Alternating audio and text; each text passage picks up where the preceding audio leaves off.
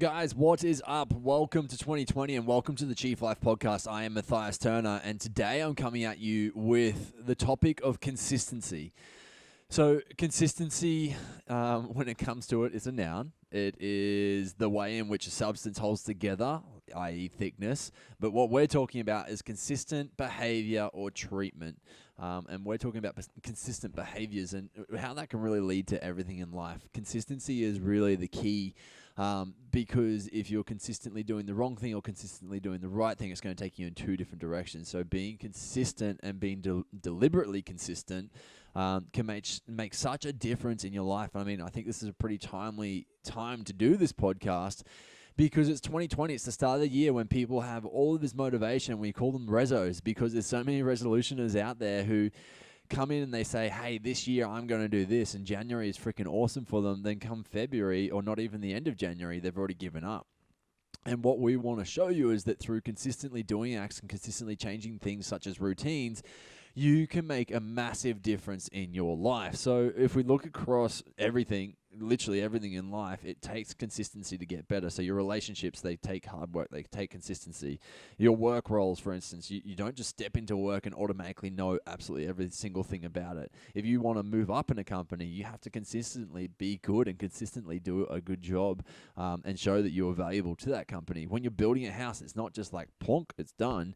You literally have to start by pouring the slab or doing the digging, for instance, before that, then pouring the slab. And then putting up your framework and then putting around the outsides. Like, it is not just as simple as just saying, this is it, from now on I'm doing this. Saving for a house deposit or saving for a holiday. Like, these are things that you consistently work out. Each week you put a little bit into the bank, it starts to accumulate. Eventually you've got enough money to go on your holiday. Writing an essay, you don't start with a 1,000-word essay by just dropping 1,000 words. You start with one word. Same as running a marathon. Like, you take those first steps. And I'm drilling this because I'm really trying to get you guys to understand, like, consistency is the key for you to be able to succeed. If you look across any of your goals you've ever really wanted to nail home and you haven't quite got there, I can 100% guarantee you it's because you fell off the consistency wagon. Driving interstate, you don't just drive and all of a sudden you're there. Like, you have to go through from city to city or town to town. Like, you have to make those stops and fill up with fuel before you get to that next location. Training programs, if you do your training program correctly, you have to do it day in, day out, or 3 days a week, whatever your training program consists of. You have to consistently do that to be able to get the results. Insanity is doing the same thing, expecting something different. So I'm not talking about consistently doing the things that you've already been doing, because unless they're working really well for you, if you were 100% happy with where you're at, you do not need to progress any more in your life, then that is great. You are perfect, and hopefully that's attainable for you. But for all the rest of us who are wanting a little bit different things in life, we have to make sure that we are not just doing the things that we've always done and hoping that we get the same result. So whether that comes down to your eating habits, whether that comes down to your training habits, whether that comes down to your relationship habits, whether that comes down to your work and lifestyle habits, I don't really know. This is what for you to, decipher and figure out which is going to work for you best. But what we need to really focus on is, have you been doing the same thing for a long time? And is it time to make a shift? Is that thing working for you anymore or not? If we were to say, hey, we're looking at your food intake, for instance, because we are a nutrition company. If we were looking at your nutrition intake, for instance, and you are steadily putting on 3 kilos a year, every year for the last 10 years, you've gained 30 kilos in the last 10 years, there is something going wrong with how you are doing life, how you are eating your food. But it doesn't just go down to the food. So yes, food is the main thing. You can 100% change your body fat composition based on the food that you are putting in your mouth. Let that sink in. I'll say it again. You can 100% change your body fat composition based on the food that you are putting in your mouth. It doesn't come down to exercise. Yes, exercise is a part, but it's not relied on exercise. It does not, like, you could literally change your body composition without doing any extra exercise than what you do in your day, which is crazy, okay? Lifestyle things do come into play, things like stress. That is a massive thing, and it's definitely something that we do need to look out for. Like, there's these different factors in life that come into play, such as stress, such as exercise, such as well-being. like how you're sleeping. These are all things that come into play. But if you were to start at your food and look at your food, you could 100% make a difference on your body composition, which is absolutely crazy, right? If you've consistently been eating bad food, or even food that you thought was all right, but you're consistently gaining weight, then you're moving in the wrong direction if that is not the direction you want to be moving in. And this is obviously, you're only wanting to gain weight if you're looking to put on muscle mass. If you are looking just to, if you're putting on body fat, it's not going to be healthy. It's not going to it's not going to add anything to your life, realistically, apart from extra fat. I'm sorry to say it like that and be very blunt, but it's not going to add any extra happiness to your life from you being any higher in body fat percentage. It's not going to add to your lifts. It's not going to add to the length of your life. Like, there's a lot that you need to look at. If you're consistently putting on weight and this is not a place you want to be, then let's start to change things. It's about doing something different, so you're not that insane person that's doing the same thing over and over again and expecting a different outcome. How do we do this? We need to look into we need to look at your lifestyle as a structured piece. Okay, so looking at the routines, looking at the triggers, looking at your downfalls, and figuring out how we can get around that, which is what I'm really going to dive into on this podcast. Routines. This is a massive one because it all kind of interrelates. Routines are the things that you do day in, day out. And like, for instance, you might have a changing routine. So on Monday, it might look completely different to Friday, but every Monday is the same, or every Friday is the same. The only difference might be for someone who has a rotating roster, for instance. So someone who might start on Monday, they start at 8 o'clock. The next day they start at 10 o'clock. The next day they start at 12 o'clock. And it keeps changing by 2 hours every single time. Or someone who has, for instance, like 1 week of night shift and 1 week of day shift. These people are going to have a slightly different routine day in, day out, or week in, week out, I should say. Typically, their daily processes are going to look the same. So the things that you are doing, are they setting you up for success?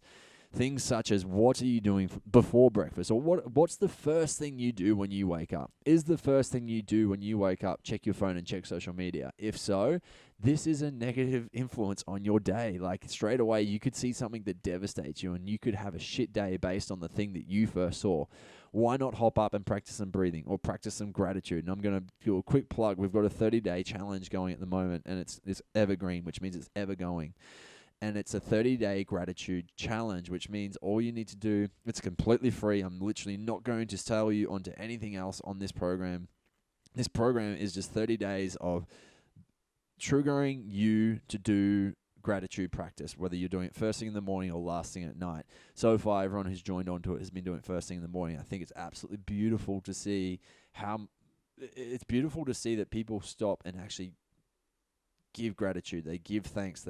They appreciate what they have in life. And I think that's, like, gratitude in itself has so much benefit, mentally, physically, emotionally. And so that's why we started this challenge. It literally, like, it took me a fair few hours on New Year's Day. I hopped up and I just thought, I want to make a little bit of a difference this year. This is how I'm going to do it, because it's something that Stacey and I both do every single day. So that's enough of that plug right there. What is the first thing you do in the morning? If it is something like a gratitude practice, you are going to be setting your day up for success. If you've never tried that, then jump across and sign up. Once again, it's completely free, and it will teach you how to do a very basic gratitude practice that will take you only a minute. Things like taking a big drink of water first thing in the morning are going to be obviously beneficial for you. You lose, you dehydrate overnight. If you are someone who sleeps in aircon every night, once again, you're going to be, no, not once again, but you are going to be even worse off than when you went to sleep. Like, typically, we need about 1 liter to rehydrate from the night or from the day before, based on when we sleep. When you've got something like aircon pumping all night, that's literally leaking liquid from you. It's pulling it all away. And that's why you wake up feeling dry mouthed, dry bodied, and almost like you feel like you're a shriveled up sultana or something. Like, you've gone from being a beautiful grape the night before to being a sultana, because it's literally like sucking up your water. Like, it's crazy what it does, having aircon on. So if you're someone who wakes up, then probably, actually not someone who wakes up just with aircon, but anyone who wakes up in the morning should be refilling their water as much as they can, having a big drink. So right now I'm going to take a drink. I'm a massive water drinker too, by the way. And ideally we're taking water in, not tea, not coffee, because that's just going to take away from it's just going to dehydrate you once again. If the first substance you have of a day is not water, then this is probably not the best routine, the best practices that you can be doing for yourself right now. And this is more so related to health, wellness, and longevity, okay?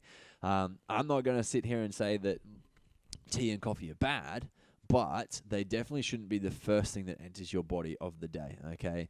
Especially if you're having tea and coffee with milk. Those things are not going to be great for you. Like, reducing inflammation is a good way to go, and you can start by rehydrating. That's definitely going to help you out a lot. Having a look across the rest of your day, what are the things that you do day in, day out? So, for instance, you hop up, you have your water. What is the next thing you do? Are you making your breakfast? Are you going to the gym? Are you going for a walk? Are you sitting and doing some form of meditation? Are you sitting and reading the newspaper or watching the news? Like, these things are all different things that can really set up your day for success or set you up for failure. So once again, if you're starting your day with something negative, it is going to 100% affect how your day turns out for the rest of the day. Yes, you can change it around based on your mindset and how you think of things, what your greater outlook is. But if you're a pessimistic person in general, you are going to hate that day. Yes, sometimes optimists can get out of it, but say, for instance, they hop up and see that there's been a murdering, or that there's these ridiculous fires that are going on right now in Australia that are ruining literally millions and millions of dollars of structures and homes.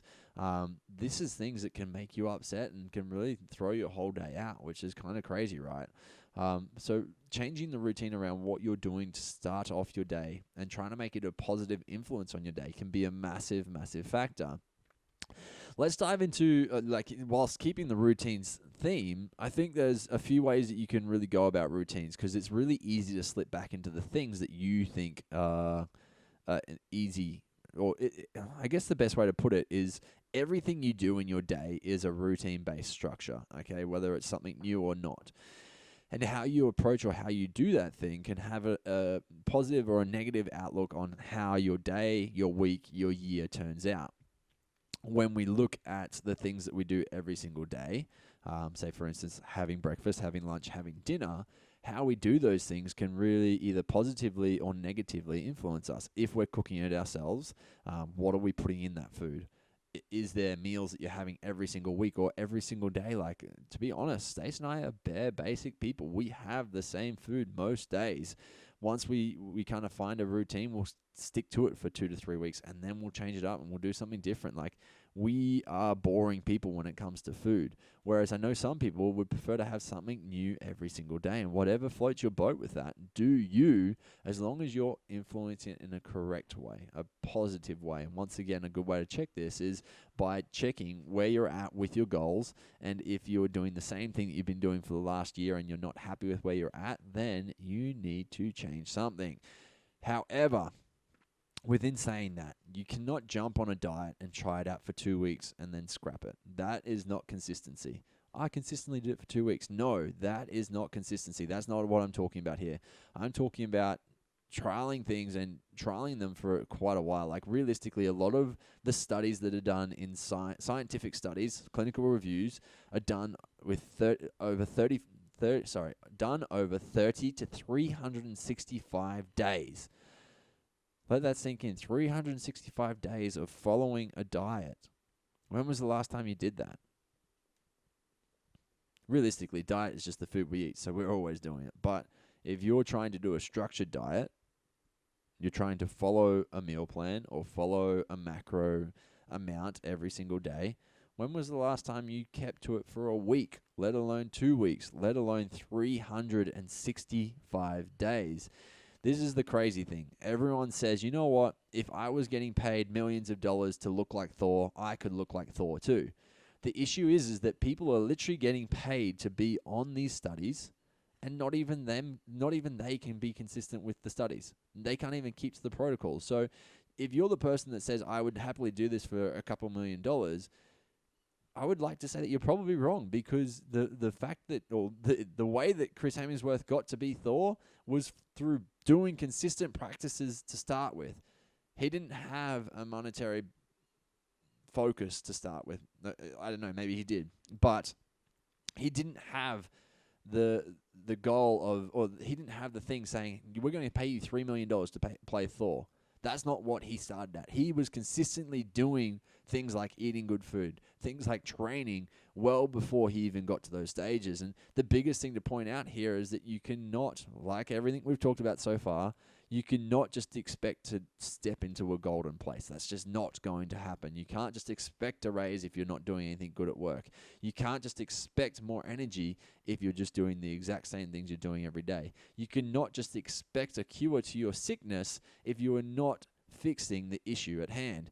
Yes, you could find a pill that puts a Band-Aid over that product or over that issue, and all you've got then is something that is hiding the issue instead, so it's probably going to come out later.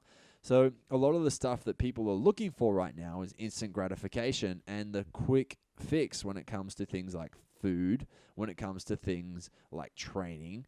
And the issue with this is that no quick fix has ever been around long enough to prove that it actually works. So it's like, hey, have you tried this latest thing, this new thing? Have you tried these fat burning pills? Have you tried this juice diet?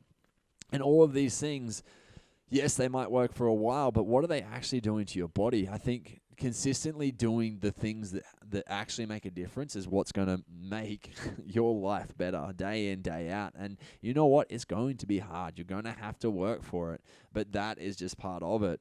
Going back to routine, something that I find works really well with all of our clients that we're working with, so our nutrition coaching clients, is getting them to set alarms for basic shit. Like I'm talking about, we have people, often I will get people to set alarms to remind them to drink water.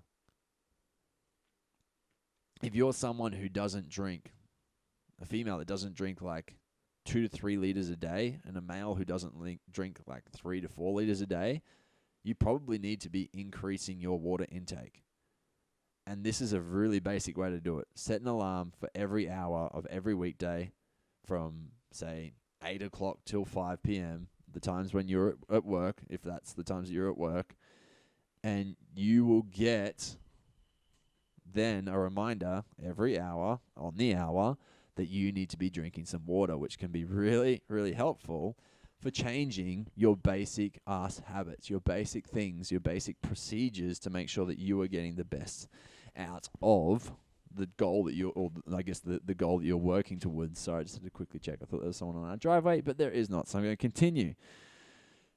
Setting reminders is massive. So alarms are great. Reminders are great. Setting out a calendar is great.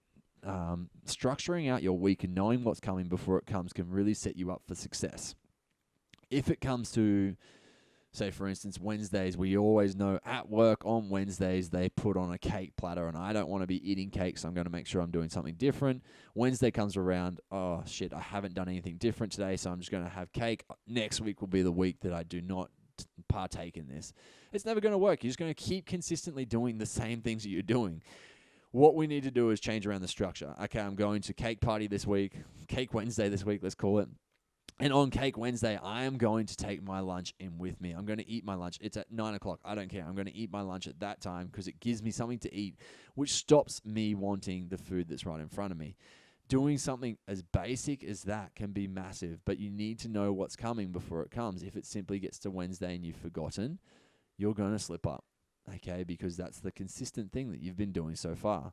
So putting structures in place, if you've got that in your calendar, you know on Wednesday night that you need to prep your own food for that lunch day. For lunch that day, okay? So things like that are really going to help. Reminders on calendars, reminders on alarms, setting different alarms for different things, using different apps for different things. To be honest, if I was to show you my structure of my week, I use Google Calendar, and I've literally got each day, I've got reminders in there because it pops up on my computer, it pops up on my phone. And then I set alarms for different things. So for instance, my nutrition coaching calls, I've always got alarms set. I've got the same alarm set for my different wake up times of each day. I've got in my calendar when I'm going to be training. I've literally got it blocked off for this is a training time, and my weeks look pretty similar, although every single day is different. So for instance, I train at 6 a.m. on Tuesday. I train at 7:15 on Monday I train at 6 a.m. On Tuesdays I train at 7:15. On Wednesdays I train at 3:30. On Thursdays, I train at 7:15. On Fridays, I train at 4:30. So, and then on Saturdays, I train at 8 a.m. Like it's a different time almost every single day. And even though it might throw out the consistent time, I'm still being consistent in what I'm doing. So making sure that I'm getting my training in every day. Sundays are almost always, like 100% almost always, a rest day, unless I'm competing or unless there's something on. And a lot of the time we'll go out and we'll do something, like we go to the beach and we go for a surf, or we'll go for a hike or something like that. Like, it's across the board. I'm typically training 5 to 6 days a week, typically 6, unless there's something on the weekend, like we're traveling to do a seminar at a gym, or I'm going to the farm, one of these things, or we're going away for holidays. Like, these are the things that will stop my training. Even then, I'm still typically going to get out on that day and do some form of movement, because I know it makes me feel better, because I've consistently been doing it for like the last 10 years now. What is it? I'm 30. So yeah, literally, like even the last 12 years I've been moving. And what's crazy to me is that I always looked at magazines and always thought, how the fuck do they get the way they are? Like, how do they look the way they are? And yes, body type comes into it massively. And if you don't know what your body type is, definitely go and figure that out, because that can help out a lot. Mesomorph, ectomorph, or endomorph. I am a mesomorph, which means pretty much I'm like a round little boy. Not quite, but I put on weight quite easily. I look at, like, literally, if I'm not dieting correctly, I will gain size. Like Christmas, Easters, things like that are really easy for me to bloat out. And then I have to work my ass off again. I have to be consistent with my training, with my work, with my training, with my work, my stress levels, my sleep, and most of all with my nutrition, to make sure that I'm dropping that size, getting back to a body weight that I feel confident and comfortable at. But I have to work for it once again. So figuring out your body type can be massive for the types of training you're doing, the types of food you're eating. And that's definitely something that we're touching a lot more on. Like, this is something that we're diving into with our new macro consults, which is where we kind of break down based on your body type, based on your food habits that you currently have, based on the food types you'd like to keep in. We figure out what your macronutrients should be day in, day out. And what we take a look at is how to actually fill out that day. So we'll create a few days of food with you, plus we send you ongoing recipes and teach you how to use these recipes to adapt to your macronutrient numbers. Which I think is a really valuable lesson, because it teaches you the value of food. So many people will eat a handful of nuts and say, well, it's a healthy food, so it's all right if I'm eating that food. This is not correct. Just because it's healthy, the quantity that you're eating still matters. A lot of people will say, hey, I went paleo and it didn't work. I got really fat. But you look at the food they were eating, and they were eating like 3 or 4 handfuls of nuts each day, plus bulk protein across the whole day, and bulk sweet potatoes. And it's like, no wonder you're eating high amounts of carbs, high amounts of fats, high amounts of proteins, and you put on weight. Who would have thought? Like, if your caloric load is too much, you are going to put on weight. The answer to weight loss, to body fat loss, is a calorie deficit, which is kind of crazy when you think about it, because there's so many people who think you can just do it by just following any old thing. Like, hey, I don't know, there's so many stupid diets out there, like the Twinkie diet, the person who ate consistently Twinkies and they lost weight. But what they did was they ate so little amount of Twinkies that they were in a calorie deficit. So the diet itself doesn't work, the calorie deficit works. I would be a massive advocate for quality foods, okay? The quality of the food that you're eating makes a massive difference as to how your body is going to hold up with your blood work, with your hormones, with how you respond on a cellular level. The quality of food is going to make a difference, because the micronutrients that you get in, they need to make a shift. They need to do their job. And if you're eating shitty quality food with packed full of different hormones and different antibiotics and just non-favorable items like additives, for instance, you are eventually going to make yourself sick. And that's the problem with the world right now, is that we have so many foods that are so convenient to grab that people are getting sick on the regular. They're getting diseased on the regular because it's easy to grab McDonald's every day. It's easy to eat deep fried food every day. It's easy to consume these products that are cooked in seed oils and cooked in foods that are not favorable for us. So we start to develop things like fatty liver disease. Like these are massive, and it's literally ongoing with the world right now. So that's a bit of a tangent. I can't even remember where I was getting to, but realistically, figuring out your body type is definitely worthwhile. Making sure that you're eating quality foods is definitely worthwhile, and that's something that we talk about a lot in our macro consults. We also give you a traffic-like system, and what that is like the green products, the food products in the green are the good to go to, like all the time foods. Make sure you're eating plenty of these. The yellow are like, hey, maybe once a week or something, you might enjoy these. And then the reds are the foods you should be trying to not have that often. Like, yes, you'll still have them, that's fine, but try not to have them all the time. So, I mean, that's something cool, I think, that's in that macro consult. But when it comes to it, making sure that you're setting out some form of routine. If you've got a routine right now, we need to change it, as it's not setting you up for success. So what we need to see is that you change it for 21 to 30 days, because this is how long it takes you to build a habit. And like I said, using something like Google Calendar, using your alarms, using any form of app that's going to help you to change your life, change your routine consistently, is going to be worthwhile. I would literally look at every minute of your day. What's your wake up routine? What's the first things you do in your day routine? What's your breakfast routine? What's your getting to work routine? What's your first things when you get to work routine? What is your lunch routine? What is the time when you leave home routine? What is the time when you fill up your car routine? What is the time when you're driving your car routine? What is the bedtime routine you're doing? Or what are the things that you're doing before bed, like your dinner routines and everything after that? What are these routines, and where are your trigger points? And this is going to maybe spark a few ideas for people, that we have certain triggers in our life, and sometimes they're people, sometimes they're situations, sometimes they're just things that we do in our routine. So for instance, if you are someone who often or commonly drinks a beer on the couch every single day, because you go home and you like to enjoy drinking a beer on the couch every single day, every time when you sit on that couch, it's going to trigger you to want a beer, because that's the location in which you are consistently drinking that beer. So what we need to change is a few things. Whether you're changing where you're sitting, because that's the trigger, or whether you're changing what you're doing every time you're on that trigger. For instance, maybe be having a glass of water or having a soda water or something instead. That could be the thing that changes it. And it might be that you still have it in, say, a wine glass or a fancy beer glass, a beer mug. That might be the thing that tends to help you out with changing what you're doing, because that trigger, once again, of sitting on the couch is the thing that's going to set you off. And if you are consistently sitting on the couch without changing that routine, so you're always sitting on the couch and it's always making you to want a beer, you need to change something to change that trigger. If you just literally sit there with that glass of water, it's probably not going to make that much of a difference. Like, it might be the fact that you have to not sit on that couch, not sit on the couch where you're consistently drinking beer if you want to change that routine. Or changing something like the fact that you don't even have beers in the house, making sure that there's nothing in the house that's going to throw you off.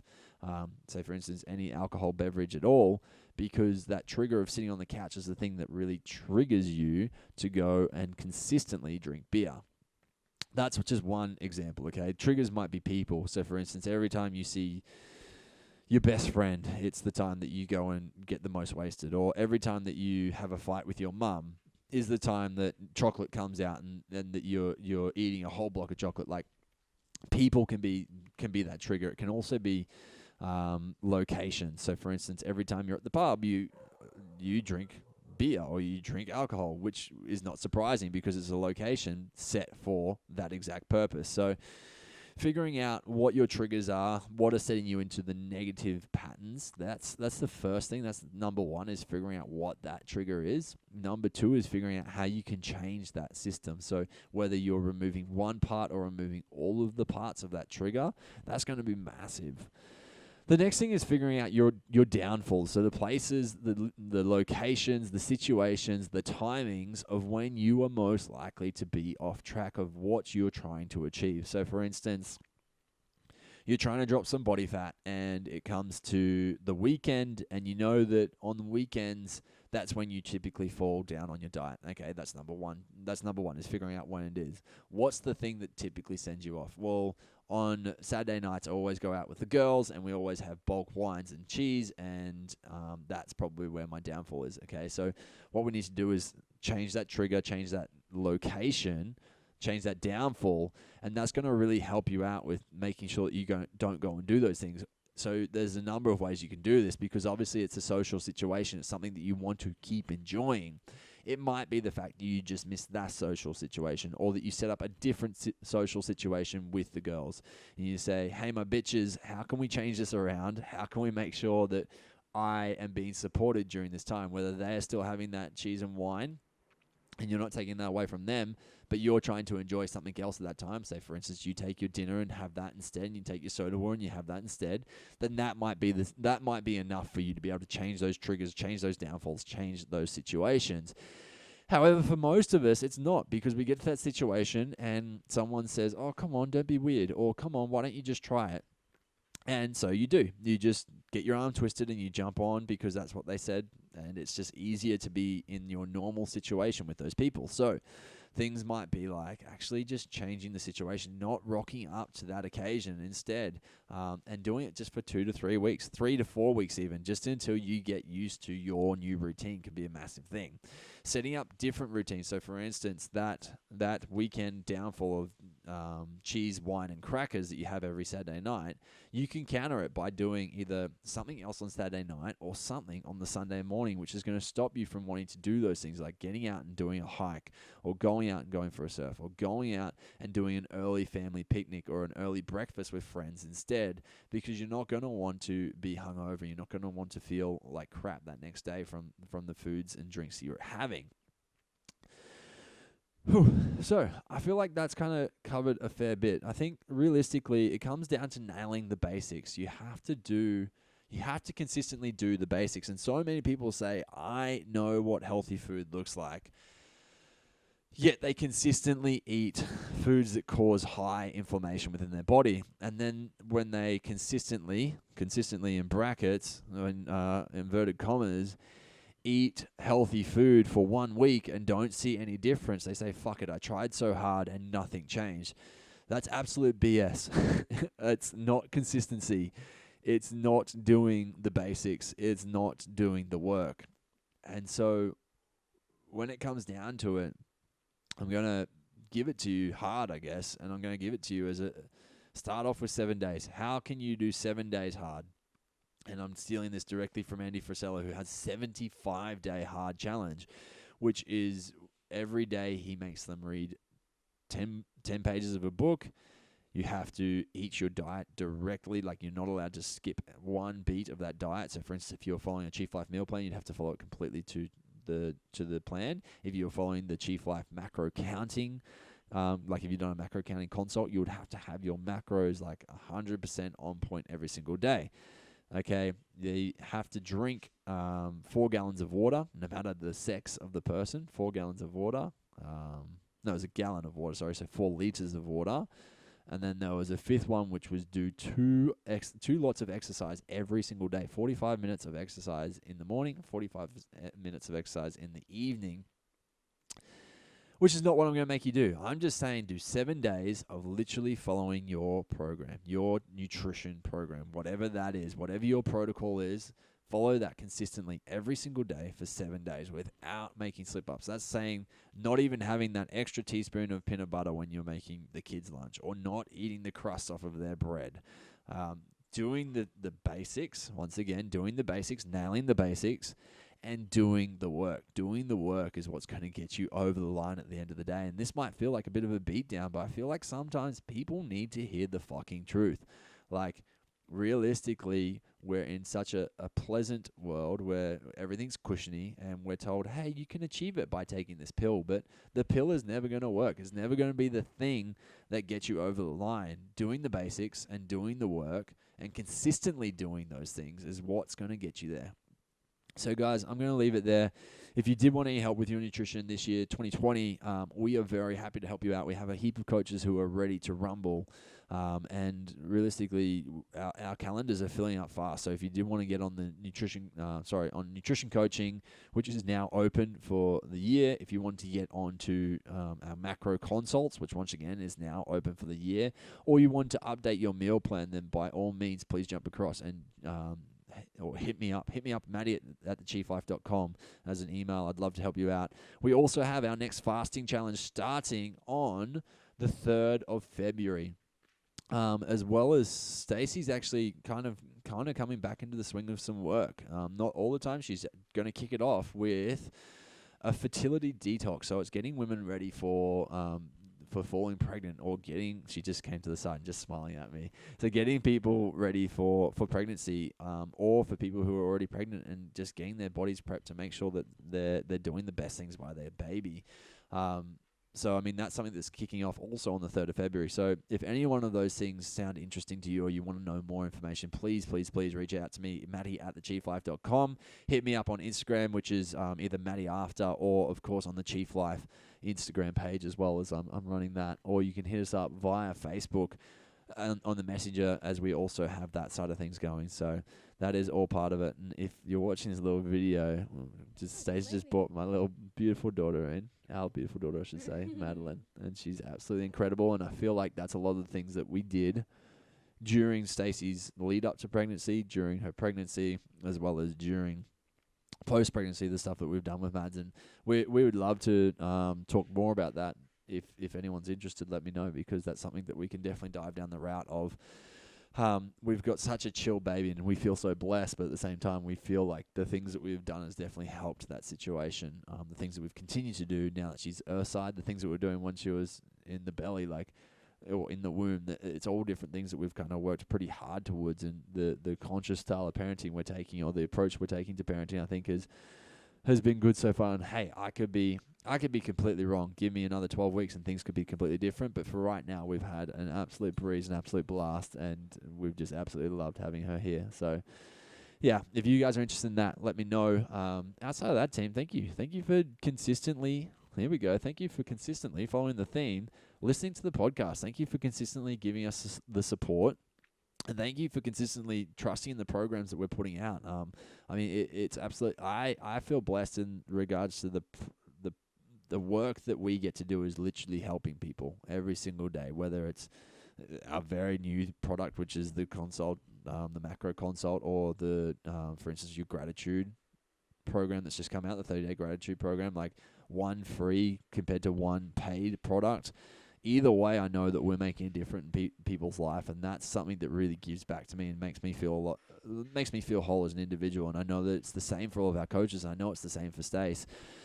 It's the reason why we started the Chief Life was literally to help more people, and we've been able to achieve that. We've served over, I think it's over 5,000 people now, which is absolutely insane. And it just makes me feel incredibly good. And realistically, we're bringing out new products because we know that nutrition is a big ball game. We know that there's not just one method to fix all problems, and we know that people have more interest in learning more about what the nutrition route looks like, because there's 1,000 ways to skin a cat, and it's about finding the way that you like the best, the way that you find works best for you and your routine. And that might change 3 times a year, that might change 4 times a year, it might change every quarter. And I'm definitely someone who changes quite regularly on my routines with nutrition, because I like to be a guinea pig. I like to trial different methods to help people out. So if there's something that works for me, I know it's going to help 1,000, if not 100 other people. Like literally anything that we've got on our product is stuff that Stacey and I have gone through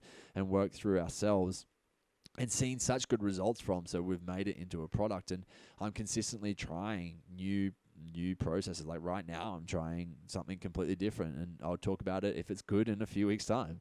But yeah, that's kind of it for me. So peace out. I guess the biggest things to take away is do the basics, nail the basics, do the work, and be fucking consistent every single day.